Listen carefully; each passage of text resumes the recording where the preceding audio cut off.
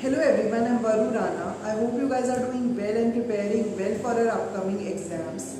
आज फाइनली काफ़ी वेट के बाद कि आ जाएगा रिज़ल्ट, कल आएगा। इसके बाद फाइनली आज IBPS PO प्रीलिम्स का रिज़ल्ट आ गया है।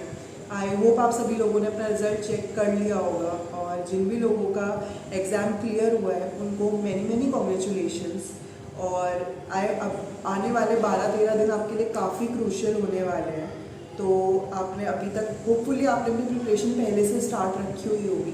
तो इन 12-13 दिनों में आप अच्छे से जीके को रिवाइज करो, अपना डिस्क्रिप्टिव एग्ज़ाम पे फोकस करो। इसके अलावा जिन लोगों का आज एग्ज़ाम क्लियर नहीं हुआ है उनको भी मैं एक ही चीज़ सजेस्ट करूँगी। जिन लोगों को लगता है कि भाई हमारी तैयारी नहीं थी या हमारा फर्स्ट अटैम्प्ट था या तैयारी उस लेवल की नहीं थी कि हम एग्ज़ाम क्लियर कर पाएँ, तो उनके लिए तो एक बहुत ही बेसिक चीज़ है कि अपने जो भी आपके बेसिक्स हैं उनको स्ट्रॉन्ग करने की देखो, ताकि आने वाले एग्ज़ाम्स में आप अच्छा अटैम्प्ट कर पाओ। इसके अलावा कुछ लोग ऐसे होंगे जिन्होंने काफ़ी अच्छी प्रिपरेशन की हुई होगी, लेकिन उनको एक शौक लगा होगा कि यार इतनी अच्छी प्रिपरेशन थी, मॉक में इतना अच्छा एग्ज़ाम आ रहा, टेस्ट रिज़ल्ट आ रहा था, मार्क्स आ रहे थे, तो हमारा प्रीलिम्स कैसे नहीं निकला। तो उनको मैं यही चीज़ बोलूँगी कि हो सकता है आपका दिन नहीं हो वो और उस स्पेसिफिक टाइम पे आप अच्छे से परफॉर्म नहीं कर पाए हो। तो आप लोग को मैं ये सजेस्ट करूँगी कि ऐसा हर एग्ज़ाम में नहीं होगा। अभी SBI PO का एग्ज़ाम बचा हुआ है, इसके अलावा SBI क्लर्क भी आएगा ही, और RBI असिस्टेंट जैसी बड़ी एग्ज़ाम अभी आने वाली है। तो आपको पूरा फोकस अपना उस पर रखना चाहिए।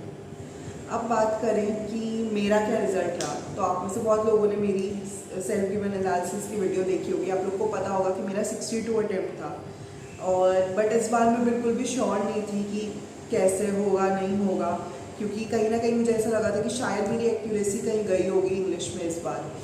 तो मैं पूरा अपने उसी फेज़ में थी कि नहीं होगा एग्ज़ाम, मैं अपना अच्छे से JID का प्रिपेयर करती हूँ, क्योंकि इस पूरे महीने हर वीकेंड पे कई एग्ज़ाम्स हैं। बट आज जब शाम को रिज़ल्ट देखा और उसमें लिखा हुआ आया congratulations you have been short listed,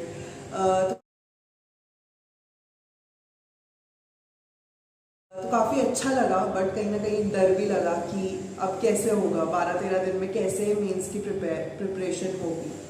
दो मेरे पास एक्सपीरियंस है, मतलब मैं 2 बार IBPS PO के इंटरव्यू राउंड तक जा चुकी हूँ, RRB PO क्रैक कर चुकी हूँ।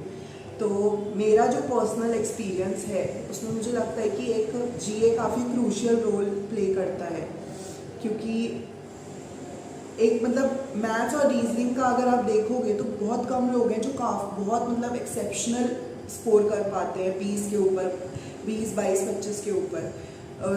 अगर आपने लास्ट ईयर का मेंस दिया होगा तो आपको पता होगा कि मैथ्स का लेवल क्या था मेंस में।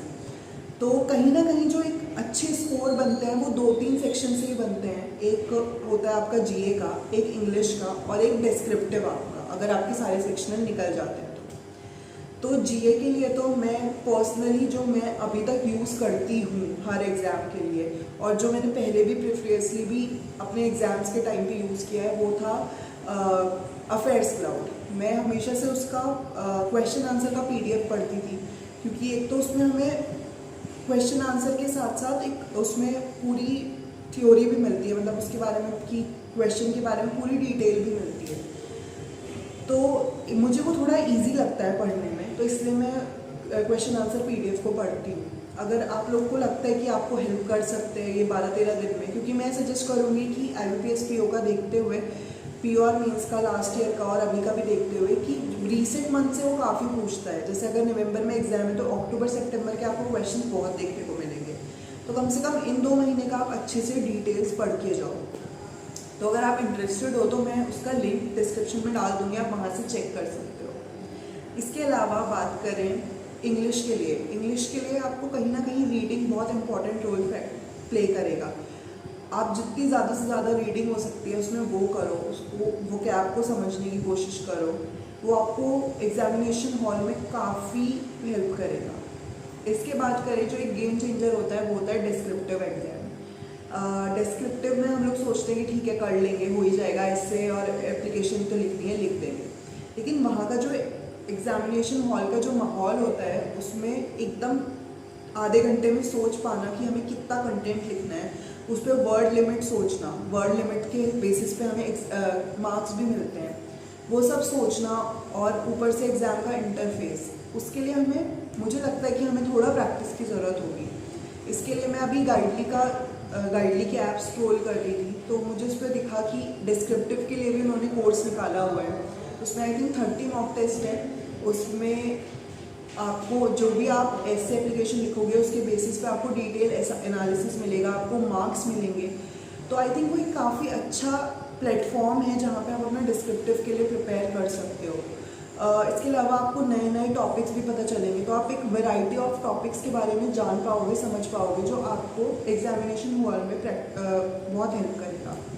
तो उसका लिंक भी मैं डिस्क्रिप्शन में डाल दूँगी, आप चाहो तो वहाँ से बाय कर सकते हो, उसको एक बार ट्राई कर सकते हो। फ्री एक मॉक आई थिंक फ्री है, तो उसको भी ट्राई कर सकते हो।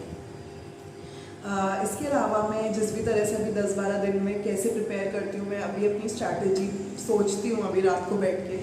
अगर कुछ भी मुझे हेल्पफुल लगता है तो मैं वो आप लोग के साथ ज़रूर शेयर करूँगी। आप लोग की कुछ क्वेरी हो तो आप मेरे इंस्टाग्राम अकाउंट पे मुझे मैसेज कर सकते हो, उसका लिंक भी मैं डिस्क्रिप्शन में डाल दूँगी। इसके अलावा मेरा टेलीग्राम चैनल ज्वाइन कर सकते हो। अगर आपको ये वीडियो अच्छा लगे तो उसको लाइक करना, शेयर करना, चैनल को सब्सक्राइब करना। बाकी मिलते हैं अगले वीडियो में, तब तक के लिए bye bye and good night.